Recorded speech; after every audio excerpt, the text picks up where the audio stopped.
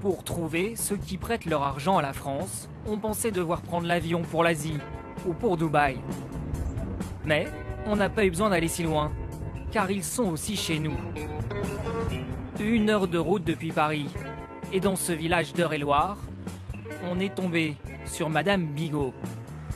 Ni banquière, ni rentière. Elle tient une boucherie-charcuterie avec son mari Michel. Coucou, c'est moi. Oui. Comment ça va? Très bien. Prépare tes andouilles, là. Oui, je fais l'andouille. Ça change pas. 30 ans de maison. Ah, t'es pas en avance. Alors, tu vas pas rentrer de bonne heure ce midi. Et dans 5 ans, la retraite. Mais pour être sûr de toucher une bonne pension, les Bigot ne comptent pas que sur la vente des chipots. Ça, c'est un bon produit. La chipolata, c'est une valeur sûre. Le placement financier, je pense qu'il y a aussi des bonnes retombées, disons, je pense. Alors ils ont souscrit une assurance vie pour leurs vieux jours. 50 000 € placés sur des produits d'épargne. Ils ont appris récemment qu'une partie de cet argent, ils le prêtaient à l'État. Donc, on a l'impression peut-être aussi qu'on prête à quelqu'un qu'on connaît très bien et qui fait partie de notre famille, l'État, les Français. Bonjour Madame Bigot. Bonjour Monsieur Baume. Comment allez-vous? Bien et vous-même? Nicolas Baume, c'est le conseiller patrimoine des Bigot. Voilà, contente de vous revoir. Pour lui, c'est un grand classique. Pour qu'on fasse un petit point. Eh bien, Dans absolument. tous les contrats d'assurance vie, on retrouve de la dette française. On s'installe où? On s'installe On là? va se mettre Ça là. vous va? Là. Alors, les résultats pour le moment. Pour le moment, les voici. Donc, nous retrouvons ici la plus grosse partie, comme nous avions prévu, en fonds euros. Oui. Tout ça, c'est prêté à la France. Puisque ça, on le sait, c'est ce qui est un petit peu moins risqué. C'est ce que vous souhaitiez, étant donné que vous approchez l'âge de la retraite. 30 000 € d'emprunt français, avec moins de 3% d'intérêt versé chaque année. De faiblesse. Mais au moins, Madame Bigot se dit que son épargne sert à quelque chose. La France, elle a besoin d'argent aussi, non seulement pour rembourser sa dette, mais aussi pour tout un tas de choses qui nous servent tous les jours. Les écoles, les hôpitaux, tous les progrès qu'on fait en France. Voilà, on a besoin de cet argent-là, la recherche, etc. Donc d'un autre côté, pour moi, c'est pas de l'argent mis n'importe où. La maison ne fait pas crédit, sauf au pays. Cette confiance des épargnants, c'est du pain béni pour l'État. De quoi assurer des milliards d'emprunts. Et ça tombe bien, la France adore ça. Depuis 25 ans, elle vit au-dessus de ses moyens. Dépense plus qu'elle ne gagne. Regardez notre budget pour 2015. Côté recettes, c'est-à-dire nos impôts, les taxes, on va atteindre 299 milliards d'euros. C'est beaucoup, ouais, mais ce n'est pas assez pour boucler le budget. Alors on emprunte 74 milliards de plus sur les marchés, et ça, c'est de la dette. En fait, quand le pays dépense 100 €, il n'en sort que 80 de sa tirelire. Les investisseurs, français et étrangers, lui prêtent les 20 € restants. Depuis 40 ans, nos dirigeants politiques crient à la mauvaise gestion. Mais dans le même temps, ils continuent à nous endetter. Il est absolument capital et essentiel que nous engagions un processus de diminution d'une dette qui est une sorte de cancer. La dette publique va nous coûter l'an prochain 150 milliards. La dette publique aujourd'hui risque de paralyser l'action de nos successeurs. Je suis à la tête d'un État qui est en situation de faillite sur le plan financier. La totalité de l'impôt sur le revenu passe à payer l'intérêt de la dette. Ce sera l'explosion de la dette, l'explosion des déficits. Nous devrons réduire la dette publique, revenir à l'équilibre de nos finances publiques d'ici la fin du quinquennat. Bilan, une dette de près de 2050 milliards d'euros. C'est simple, si on devait rembourser du jour au lendemain, cela coûterait à chaque Français, du bébé au vieillard, 30 000 €. Pourtant, l'État continue, chaque jour, de s'endetter. Emprunter des milliards, c'est même devenu un jeu d'enfant. Tous les lundis après-midi à Bercy, au ministère de l'économie, la dette française prend quelques kilos. Cela se passe au 9e étage, dans l'agence France Trésor. Un des lieux les plus secrets de Bercy. Au bout d'un dédale de couloirs interminables. Code obligatoire pour pénétrer dans le sein des saints. La salle des marchés de la France. Une quarantaine de personnes. Jeunes, très jeunes, bardés de diplômes. Voici les traders de la République. Aujourd'hui, sous la direction de Hugues, 30 ans, polytechnicien, ils doivent emprunter 7 milliards d'euros. Et au meilleur taux. Stable. Cela se passe comme une vente aux enchères. Clôture dans 21 minutes. 19 banques sont connectées en direct. Et comme des grossistes, elles achètent les emprunts français pour le compte de milliers de clients.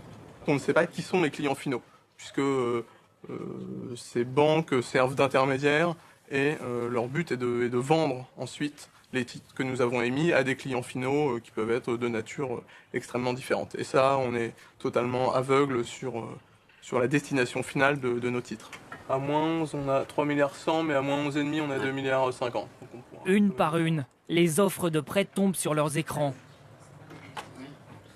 Donc le 8 milliards 5, le 4 milliards 325, le 4 milliards 850. Ouais, d'accord, ça va. Dernière seconde, la tension monte. Hugues va devoir sélectionner les taux d'intérêt les plus bas. Une erreur, et il peut faire perdre plusieurs millions à la France. Terminé. Vous mettez les grilles, s'il vous plaît. 3 milliards 993 millions. Adjugé. Demande. 5 milliards 045 millions. Adjugé. 1 milliard 492 millions. On coupe la ligne à moins 11,5 également, pour un montant de 1492 millions. Total adjugé, 6 milliards 785 millions. C'est bon pour vous? Les grands chefs ont dit oui. Dans 2 jours, les 7 milliards d'euros seront sur le compte de l'État. La patronne et son équipe peuvent se féliciter. C'était une belle adju. Ouais, c'était une belle adju. Non, mais c'est vrai en plus. Nous venons d'assister à un phénomène étonnant. Les taux d'intérêt obtenus auprès des banques sont négatifs. Donc l'une d'elles, celle qui porte le numéro 6 ici, a proposé de nous prêter 250 millions d'euros au meilleur prix, c'est-à-dire moins 0,12,5%. En clair, les investisseurs sont prêts à perdre un peu d'argent pour acheter des emprunts français. C'est comme un coffre-fort. Ça leur coûte un peu, mais ils sont sûrs de tout récupérer à la fin.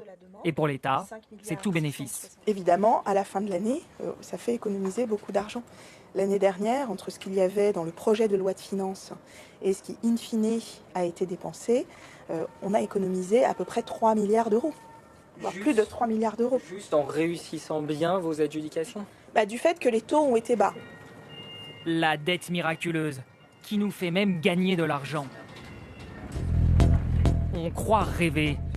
Alors, pour en avoir le cœur net, on a décidé d'aller voir ces financiers qui se battent pour nous prêter leurs milliards. Londres. Quartier de la City, le terrain de jeu de la finance en Europe. Keith Jux est anglais. Il travaille ici pour une grande banque. Son métier, conseiller des épargnants dans le monde entier. Des clients pour qui il achète de la dette française. D'ailleurs, le banquier parle parfaitement notre langue. Je serai en Suisse la semaine prochaine.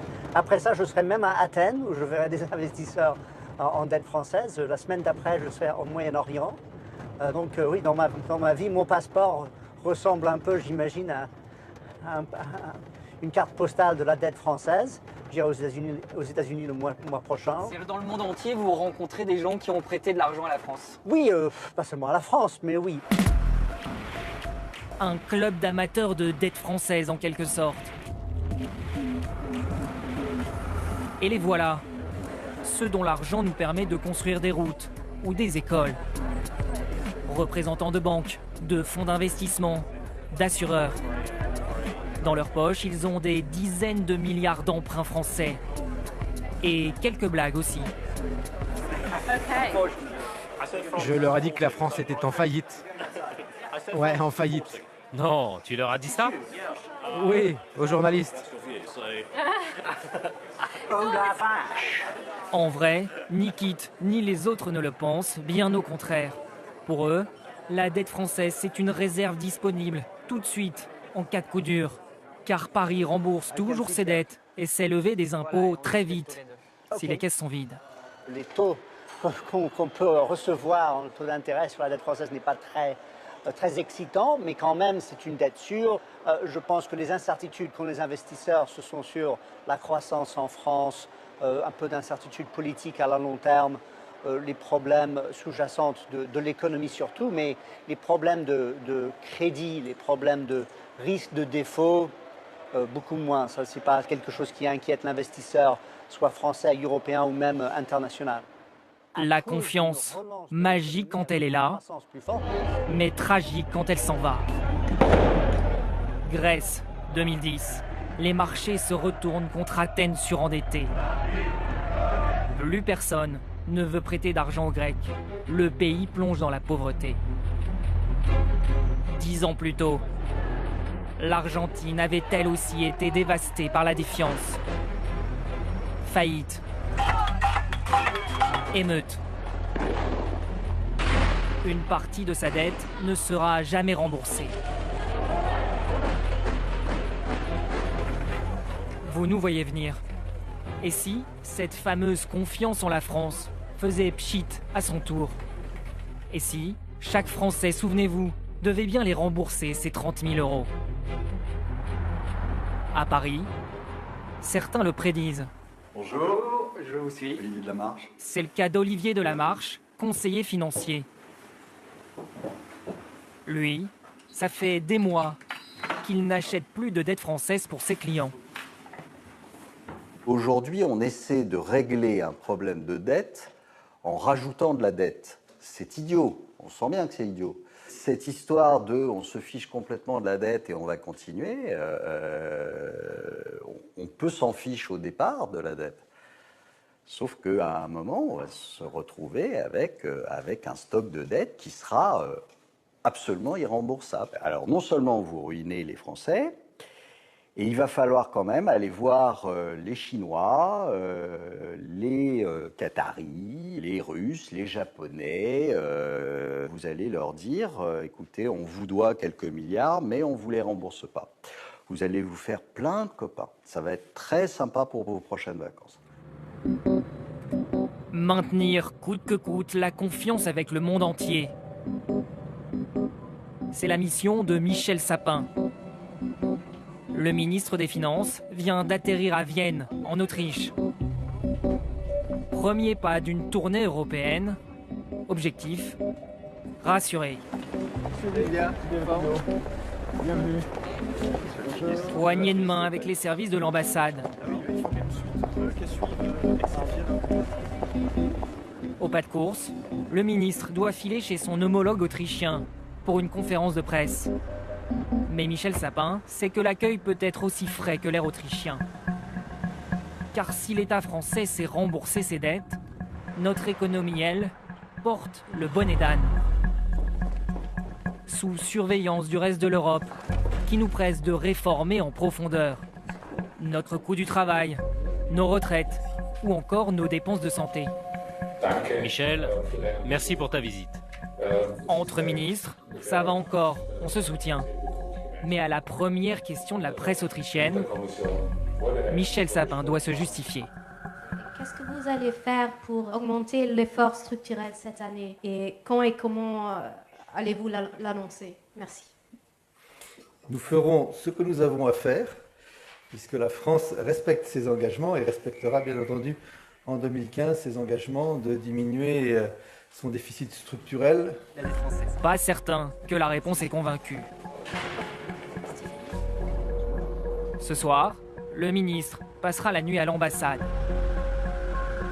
Drôle de situation. Notre pays est à la fois sommé d'accélérer les réformes. Et en même temps, on lui prête bien volontiers de l'argent à des taux imbattables. Ce paradoxe, le ministre a décidé d'en profiter. Il est certain que les taux sont très bas aujourd'hui, mais que quand l'activité économique reprendra dans l'ensemble de l'Europe et dans l'ensemble du monde, ces taux d'intérêt réaugmenteront. Donc profitons-en à fond aujourd'hui, y compris pour alléger le poids de la dette passée, mais continuons aussi à diminuer nos déficits et notre endettement. Quel est votre plan d'attaque? Pour réduire une dette, il faut d'abord réduire les déficits. Pour diminuer les déficits, qu'est-ce qu'il faut faire? Vous avez une méthode qui consiste à augmenter les impôts. Et aujourd'hui, ça n'est plus possible. Donc, le seul moyen, c'est de diminuer les dépenses, de maîtriser les dépenses et de les diminuer quand on peut les diminuer. Donc voilà. Ces arguments, Michel Sapin les portera à nouveau dans quelques heures, en Slovénie.